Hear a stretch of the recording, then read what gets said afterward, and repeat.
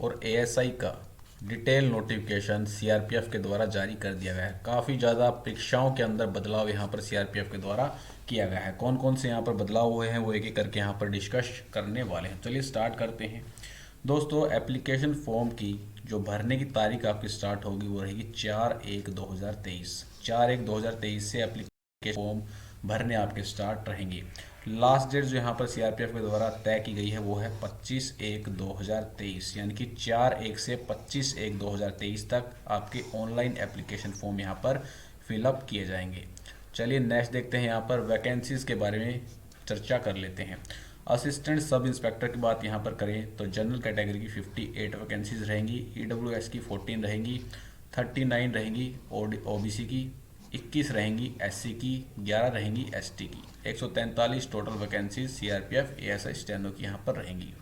Head constable ministerial के अंदर अच्छी खासी वैकेंसीज अब की बार आई है। पिछली बार 2016 के अंदर 977 वैकेंसीज आपकी रही थी, और अब की बार और ये 6 साल के बाद आपकी वैकेंसीज देखने को मिली है तो 532 आपकी जनरल के अंदर, 132 ईडब्ल्यूएस के अंदर, 355 ओबीसी के अंदर, 197 एससी और 99 वैकेंसी हैं एसटी। तो टोटल यहाँ पर एचसी मिनिस्ट्रियल की रहेंगी 1315। दोस्तों, जो कैंडिडेट ओवर एज हो गए हैं तो उनके लिए कैंडिडेट्स ग्रुप बना रहे हैं कोर्ट केस के लिए, तो आप ज्वाइन कर सकते हैं। ग्रुप का लिंक आपको डिस्क्रिप्शन के अंदर मिल जाएगा। दोस्तों, टाइम बिल्कुल भी नहीं है, जल्द से जल्द आपको कोर्ट केस फाइल यहाँ पर करना पड़ेगा अगर आपको चांस चाहिए सीआरपीएफ एचसी मिनिस्ट्रियल के अंदर।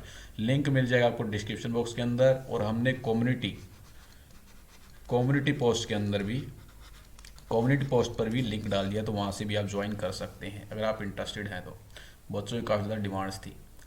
पे स्केल यहाँ पर क्या है, एएसआई मिनिस्ट्रियल की बात करें तो पे लेवल 5 की पोस्ट है आपकी 29,200 से 92,300। हेड कांस्टेबल मिनिस्ट्रियल की बात करें तो पे लेवल रहेगा 4, पे मैट्रिक्स आपका 25,500 से 8100। नेक्स्ट आता है आपका एज लिमिट। तो एज यहाँ पर मांगी गई है 18 से 25 साल, यानी कि 1998, 26/1/1998 से पहले आपका जन्म नहीं होना चाहिए, और 25/1/2005 से बाद का आपका जन्म नहीं होना चाहिए। और आपकी जो एज कैलकुलेट की जाएगी वो है 25/1/2023, यानी कि 25/1/2023 को या तो आप 18 साल के हो गए हो या आप 25 साल के हो चुके हो। ठीक है, तो ये यहाँ पर एज का क्राइटेरिया यहाँ पर रहेगा। नेक्स्ट आता है एजुकेशनल क्वालिफिकेशन। तो एजुकेशनल क्वालिफिकेशन जो यहाँ पर रखी गई है वो है 10+2। अगर आपने 10+2 कर रखा है तो आप इस फॉर्म को इजीली आसानी से अप्लाई यहाँ पर कर सकते हो। 10+2 वाले एलिजिबल यहाँ पर रहेंगे। अब आता है यहाँ पर क्या प्रोसेस आपका रहेगा। स्टार्टिंग डेट मैंने आपको बता दी, 4/1/2023 से स्टार्ट होंगे आपके एप्लीकेशन फॉर्म, और लास्ट डेट आपकी रहेगी 25/1/2023। सीआरपीएफ के द्वारा अब की बार सीधा ही आपकी एग्ज़ाम डेट अनाउंस कर दी गई है। हालांकि पिछली बार भी 2016 के अंदर भी अनाउंस की गई थी नोटिफिकेशन के साथ ही, लेकिन एग्ज़ाम पोस्टपोन कर दिया गया था। सीआरपीएफ हर बार अपनी भर्ती के अंदर पहले से एग्ज़ाम डेट अनाउंस रखता है। ये काफ़ी अच्छी बात है जो सीआरपीएफ की। सीआईएसएफ की तरह नहीं है कि वो 2019 के एग्ज़ाम अभी तक न ले, ऐसा बिल्कुल नहीं है। सीआरपीएफ का जो काम होता है बिल्कुल टू द पॉइंट होता है। तो 15/2/2023 को एडमिट कार्ड आपके रिलीज़ कर दिए जाएंगे।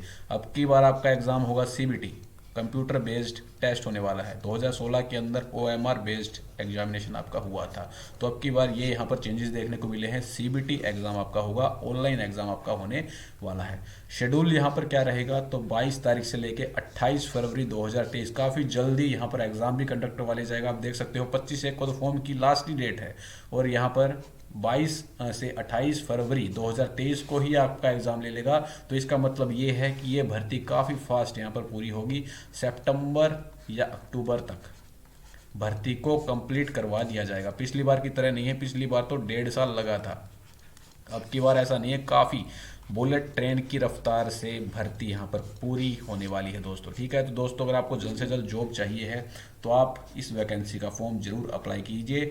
आपका जो एडमिट कार्ड है सीबीटी का 15/2/2023 को स्टार्ट आप जारी कर दिया जाएगा, और सीबीटी आपका जो शेड्यूल यहाँ पर किया गया सीआरपीएफ के द्वारा 22 से 28 फरवरी को किया गया है। यहाँ पर आपको बता रखा क्या क्या प्रोसेस रहेगा। सबसे पहले आपका सीबीटी होगा, computer based examination. Computer based examination जो क्वालिफाई कर लेंगे उनको स्किल टेस्ट के लिए बुलाया जाएगा। स्किल टेस्ट क्वालिफाई करने के बाद फिजिकल स्टैंडर्ड टेस्ट के लिए बुलाया जाएगा। और फिजिकल स्टैंडर्ड टेस्ट वाले दिन ही आपका डॉक्यूमेंट वेरिफिकेशन होता है। डॉक्यूमेंट वेरिफिकेशन यहाँ पर अब की बार दे रखा है पीएसटी, केवल आपका पीएसटी होगा, ठीक है। पीएसटी को क्वालिफाई करने के बाद आपका डॉक्यूमेंट वेरिफिकेशन और मेडिकल टेस्ट। पिछली बार पीएसटी और डॉक्यूमेंटेशन एक ही दिन लिया गया था, अब की बार इन्होंने ऐसा नहीं किया है। फिजिकल स्टैंडर्ड टेस्ट और फिजिकल स्टैंडर्ड टेस्ट आपका अलग रखा गया है और डॉक्यूमेंट वेरिफिकेशन और मेडिकल टेस्ट ही आपका अलग रखा गया है। पिछली बार क्या प्रोसेस था मैं आपको थोड़ा सा बता देता हूँ। सबसे पहले हुआ था पीएसटी और डॉक्यूमेंटेशन, इसके बाद रिटन एग्ज़ाम हुआ था जो कि ओएमआर बेस्ड था। और रिटन ओएमआर बेस्ड जो आपका एग्ज़ाम हुआ था वो 225 का हुआ था, लेकिन अब के बाद यहाँ पर भी चेंज देखने को मिले हैं। रिटन एग्ज़ाम के बाद स्किल टेस्ट हुआ था, स्किल टेस्ट के बाद मेडिकल, और फिर फाइनल मेरिट लिस्ट यहाँ पर लगा दी गई थी। लेकिन अब की बार पूरी तरह से चेंज कर दिया गया है, सीबीटी एग्ज़ाम आपका यहाँ पर कर दिया गया है। फॉर्म आपको ऑनलाइन भरना है सीआरपीएफ की ऑफिशियल वेबसाइट पर। कंप्यूटर बेस्ड एग्जामिनेशन आपका हिंदी और इंग्लिश दोनों लैंग्वेज के अंदर रहेगा, यानी कि बाइलैंग्वेज रहने वाला है। स्किल टेस्ट ये मीडियम आपको ध्यान से भरना है। अगर आप इंग्लिश के अंदर स्किल टेस्ट दोगे तो आपको इंग्लिश मीडियम फिलअप करना है फॉर्म के अंदर। अगर आपको हिंदी के अंदर देना है तो आपको हिंदी मीडियम वहाँ पर फिलअप करना है। ध्यान से आपको एप्लीकेशन फॉर्म भरना है। और ये जो वैकेंसी है आपकी ऑल इंडिया लेवल पर है, इस बात का आपको ध्यान यहाँ पर रखना है।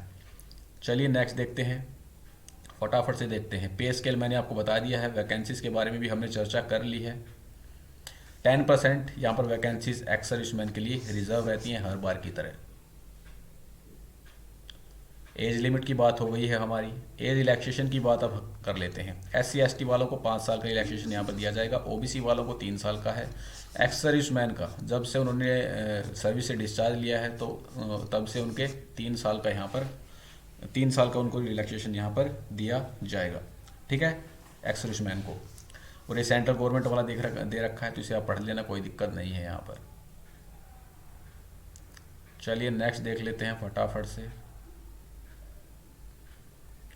करीबन 38 पेजेस का ये आपका नोटिफिकेशन जारी किया गया है सीआरपीएफ के द्वारा। एजुकेशन क्वालिफिकेशन 10+2 यहाँ पर मांगी गई है, ये मैंने आपको बता दिया है। एप्लीकेशन फॉर्म, सेंटर्स, सीबीटी के सेंटर्स यहाँ पर कौन कौन से रहेंगे तो पूरी लिस्ट दे रखी है, ठीक है। जहाँ से आपको एग्ज़ाम देना है अपने नियर बाई उनको वहाँ पर फिलअप कर लोगे। सारी सेंटर की लिस्ट सीआरपीएफ के द्वारा दी गई है।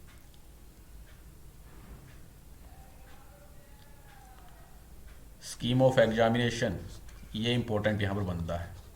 तो पिछली बार 225 का पेपर हुआ था जिसमें 200 का ओएमआर बेस था, प्लस में 25 का एसए और लेटर राइटिंग करवाया गया था। लेकिन अब की बार सीबीटी आपका कर दिया गया है।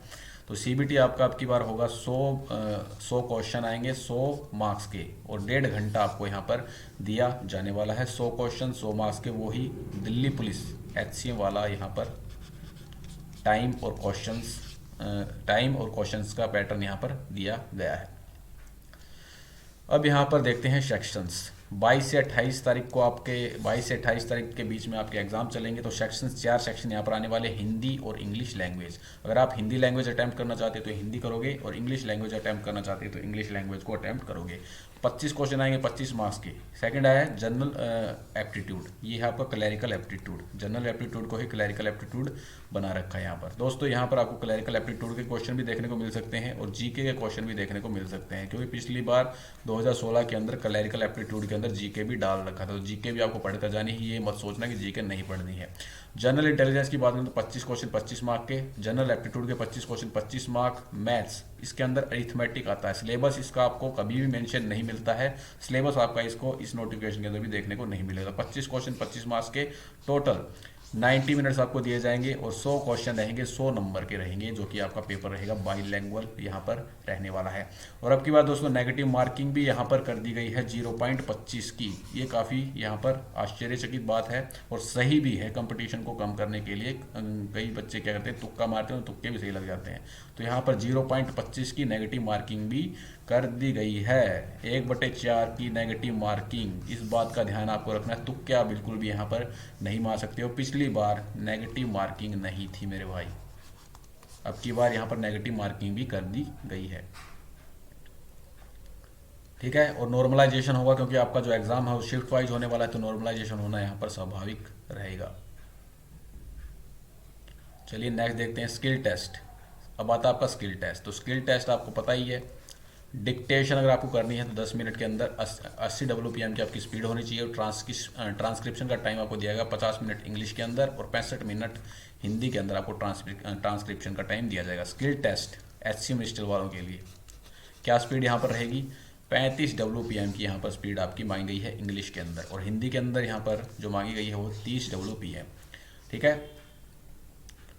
स्किल टेस्ट जो आपका रहेगा, स्किल टेस्ट का जो आपका रहेगा वो कंप्यूटर पर रहता है, एक हार्ड कॉपी आपको दी जाती है और उस हार्ड कॉपी में से आपको देख देख कर वहाँ पर लिखना रहता है। कुछ इंपॉर्टेंट बातों का आपको ध्यान रखना है, बैक स्पेस ऑफ रहेगा भाई, बैक स्पेस काम नहीं करेगा, तो बिना बैक स्पेस के आपको इसकी अच्छे से प्रिपरेशन करके जानी है।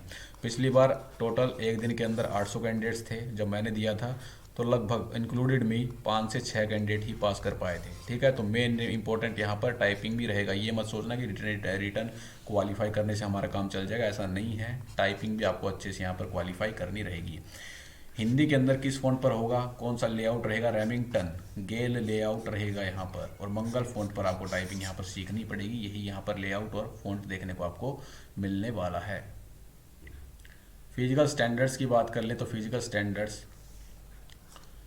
स्टैंडर्ड्स की यहाँ पर बात करें तो फिजिकल स्टैंडर्ड्स आपका मेल कैंडिडेट्स के लिए 165 सेंटीमीटर, चेस्ट जो यहाँ पर है 77 से 82। जो हिल एरिया से कैंडिडेट हैं उनके लिए हाइट है मेल कैंडिडेट के लिए 162.5, 70 से 82 यहाँ पर हाइट मांगी गई है। अब आता है आपका एसटी कैटेगरी। तो एसटी कैटेगरी को 162.5, 76 से 81 हाइट यहाँ पर मांगी गई है। फीमेल कैंडिडेट की 155 हाइट मांगी गई है। हिल एरियाज़ की जो फीमेल्स हैं उनके लिए 150 सेंटीमीटर हाइट यहाँ पर मांगी गई है। दोस्तों फिजिकल स्टैंडर्ड टेस्ट और डॉक्यूमेंट वेरिफिकेशन आपका एक ही दिन होगा। ठीक है, थोड़ा सा मैंने ऊपर रॉन्ग बता दिया था। फिजिकल स्टैंडर्ड टेस्ट और डॉक्यूमेंट वेरिफिकेशन आपका एक ही दिन होगा, इसके बाद आपका मेडिकल एग्जामिनेशन होगा। ठीक है, ये प्रोसेस है, इसके अंदर ध्यान रखना है।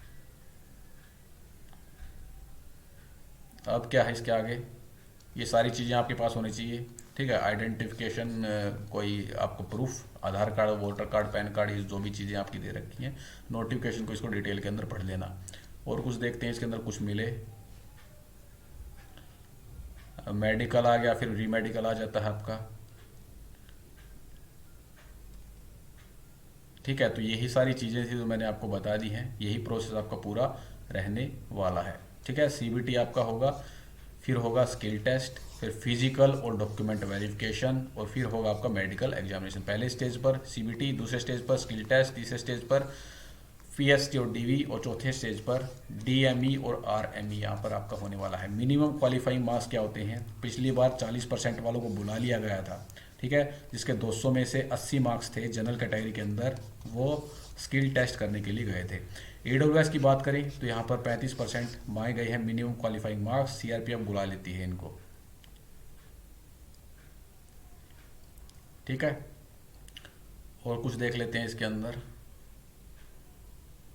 ये तो माल प्रैक्टिस का दे रखा है, अगर आप कोई इलेक्ट्रॉनिक गैजेट्स परीक्षा के दौरान लेकर जाते हो तो आपको बैन कर दिया जाएगा। तो सारी चीज़ें आपकी यहाँ पर दे रखी हैं। तो आगे मेरे को लगता नहीं इसके अंदर कुछ इंपॉर्टेंट है। सारा आपको आगे आपका एप्लीकेशन फॉर्म आपको किस प्रकार से भरना है वो सारी चीज़ें दे रखी हैं। तो पूरा डिटेल के अंदर मैंने आपको यहाँ पर बता दिया। सिलेबस आपको इसका देखने को यहाँ पर नहीं मिलेगा ऑफिशियल नोटिफिकेशन के अंदर। जल्द ही सिलेबस की वीडियो में आपको प्रोवाइड यहाँ पर करवा दूंगा, क्योंकि मैंने भी 2016 के अंदर सीआरपीएफ एचसीएम का एग्ज़ाम दिया था और क्वालिफाई